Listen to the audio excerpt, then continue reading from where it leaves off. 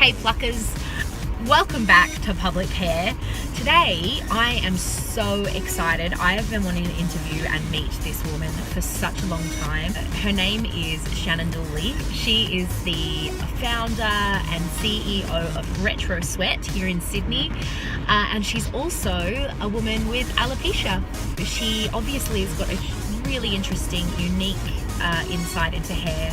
So we're going to go in and have a chat to her now. I'm sitting here in the car a little bit nervous to go in because I am such a huge fan. Yeah, let's go in and meet her.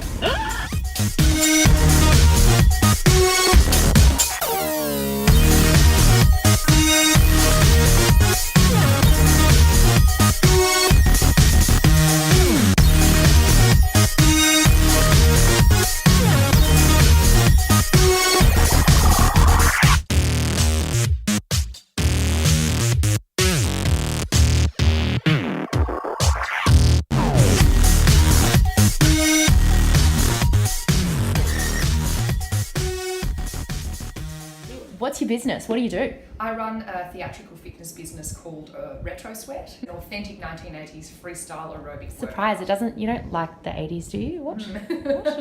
My mood board, yeah. my inspiration, my workout wall. The time of Jane Fonda, the early 80s, where women were stepping into the workout room and embracing their sweat and wearing leotards and owning their bodies. So I've sort of resurrected that zeitgeist, and I started 8 years ago, and it hasn't stopped.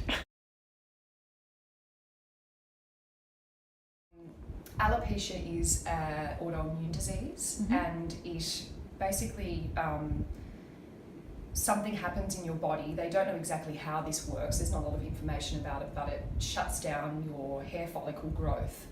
And it can happen very quickly, it can happen seasonally, it can happen at any age. Their hair grows in winter and falls out in summer, like clockwork. My hair fell out when I was 17, so it's been gone almost 16 years. It's a life-changing condition, but it's not a life-threatening condition.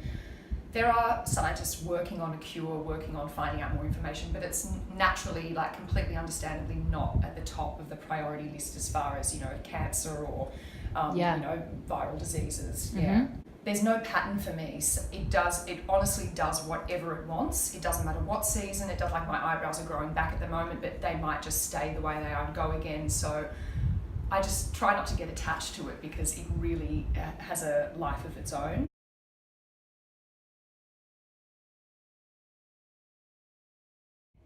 I think it's been a process that has honestly happened and continues to happen as I get further and further away from that person that I used to be, and the girl with hair. Being not attached is one of the hardest things in life to do across the board. And it's really interesting. Hair is one of those, I guess, paradoxical things that to women it's their femininity, it's their crown and glory, but it's to men it's their masculinity. So to have lots of hair as a man or a woman is a sign of health and strength, and so who wouldn't want to have, look like Rapunzel? So very challenging to look in the mirror and see before you someone who doesn't fit that bill.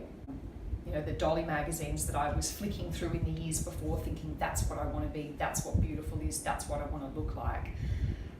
So definitely a hard process of having to reconstruct my view of what beautiful is. So it can be quite confronting because if I look in the mirror and see something and go, wow, I'm not beautiful, I've really got to look at that, and I have had to look at that.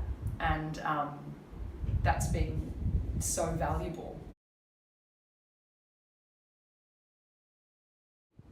At first, no, and I think that was a problem. Where did you grow up? I grew up in a very small town called Killarbark. Small town. It's a very intimate community, and you can't be anonymous. So when something interesting happens in that town, everybody talks about it. Everybody wants to know about it. I hit puberty quite late, so I was short, like 5'2", because of my thyroid condition. They thought I was going to stay that way, was possibly going to be infertile. So when I hit puberty at 15, I shot up and got thin in the space of 6 months. So I very quick transformation. When my hair fell out, rumours went around the town that it was the bulimia that did it was the diet pills that did it. So everyone attached, which that added a whole level of stress onto it, that there were stories going on around the town about me. As far as role models, until I went to Sydney with my mum and got involved in the alopecia community and went, oh, this isn't only me. Seeing someone like you is so important, and this is sort of across the board as far as colourblind casting and all that sort of thing. You need to see. I looked at magazines. There was no one that looked like me. There were just pretty girls with a lot of shiny hair in Girlfriend Dolly and Vogue magazines. And on television, no, grasping at how excited I would be. I remember seeing on Australian Idol that Marsha Hines, every episode, she was wearing a different wig. And the fact that that was part of her, that had such, watching and waiting to see what wig Marsha would be wearing. And I can't even count on one hand. You know, I looked at Grace Jones, thought she has really short hair. But there were the only images I had were women in movies and characters who had cancer. So of course when I went out to the beach without a wig on, the first thing people would assume was that I was unwell. And they would be really nice to me. But that being the archetype, I'm like, no, there's no visibility. And even only now, after 16 years, in the last couple of years, has having no hair or this futuristic look started to be embraced. But movies, you've got the princess, you've got the witch, you've got the crone. It'd be great to have a lead character that just happens to have no hair.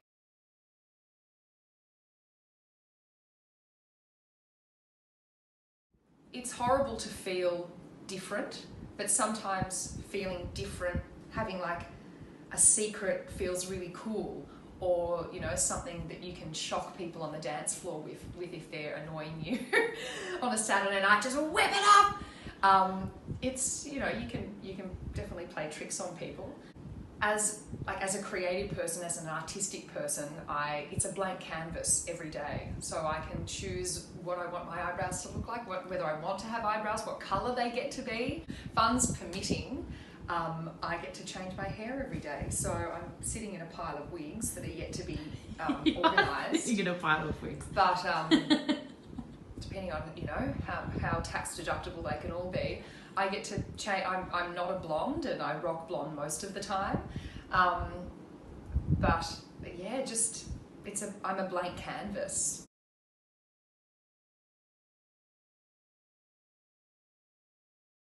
Have you ever had any? That's probably been my greatest fear, sadly, that I'll meet a man and a man finding this out about me, it's going to be a turn-off. Again, because of social conditioning, because there isn't visibility for this.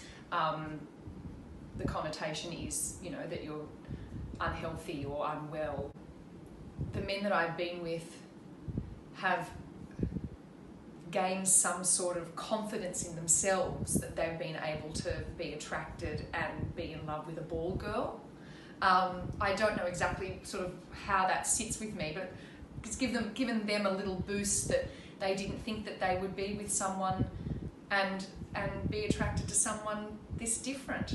Isn't that nice for them? That's really nice for them. How interesting that has been my greatest fear is will a man find me attractive or not? And that's what I honestly still have those conversations in my head. But that also pushes me to make it more visible, because the more people see it, whether it's on social media or on television, the visibility, it's going to be normalised. And I've always made a point of not hiding it for too long. It is very hard when you're intimate with people, because the first thing boys seem to want to do is run their fingers through their hair when they kiss you. There's only so long you can grab their hand and put it somewhere else and go, no. And now I'm just like, don't do that, it's going to fall off. You know, I actually just make a joke about it. And then it's a great tool for sussing the person very early on, because if you tell them, I get to look into someone's eyes and watch how they change, and I'm like, wow, okay, am I gonna want to see you again? Some are delighted and interested and want to know more. And on the the most part, yes. There's been a couple of people being uncomfortable and I'm like, wow, that's the gauge. That's the, I don't fit the bill. Men are very visual creatures, and I think I can slip under the radar, and how they react says a lot about them. That's like having a superpower. Yeah, totally. Yeah. Yeah. If we could all whip our wigs off, then... So I almost make myself tell them as soon as possible, because it gives me a chance to assess where they're at. I love it.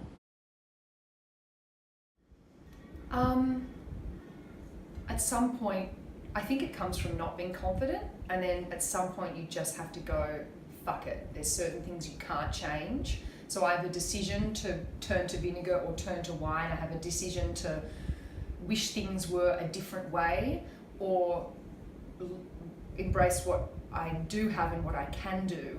And I think it just nudges you in that direction of being like, I could be like this, or I could be like that. And it's like, what serves the world better? It's a decision. It doesn't just come from on high. And I think people think if I have money, if I have a boyfriend, if I have a better nose, if I'm prettier, then I'll be happy. And we know time and time again, no amount of money, no amount of fame changes anything. And it's a lesson that, you know, it can take years to learn, only to find that it does come from within, but it doesn't come from within like it sparks you. You have to stand on the precipice and go, which way am I going to go? And I choose, the only way is up, baby. Oh yeah.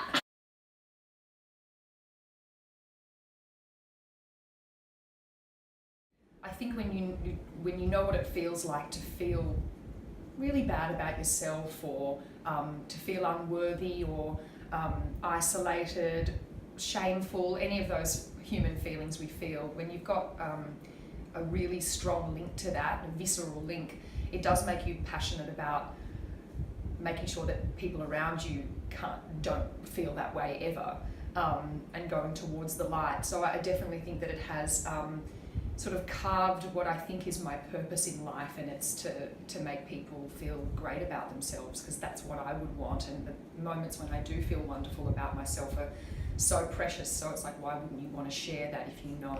Yeah. And I didn't know I was capable of that until I put myself in front of a crowd and was able to see smiling faces, and also the way I try to live my life as like a lead by example. Not saying that every day is easy, but something about me definitely inspires people, and that inspires me to carry on and expand whatever that is, and look at whatever that is and how that's working for people. Yeah. If that makes sense. Yeah.